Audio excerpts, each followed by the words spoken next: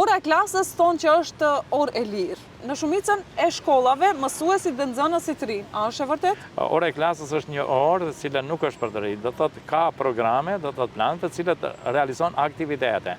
Aktivitete të cilët kanë të bëjnë me çështje të shumë fishta, do thotë janë aktivitete të cilët kanë të bëjnë me çështjet e përditshme, do thotë për atë përgatitja e një plani dhe realizimi i aktiviteteve. Për fat të keq, nuk është ora e klasës vetëm të shënosh kush ka munguar, mungesa të shumë, pse ishin në klasë, pse nuk ishin në klasë, e kështu me radhë. Po të marrësh të analizosh një planifikim të orës së klasës, është diçka fenomenale. Do thotë ti parashojsh aktivitete pikërisht që zhvillojnë, do thotë pikërisht për ato themi aspektet psikofizike, emocionale, kështu me radhë. Varësisht nëse vëresh një dukuri që është e shprehur nëpërmjet aktiviteteve punëtorive të ndryshme, ty do ta eliminojsh një dukuri të tilla, po këtë mundson aktivitet në klasë. Për fat të keq, shumë pak realizon aktivitete të tilla. Pse?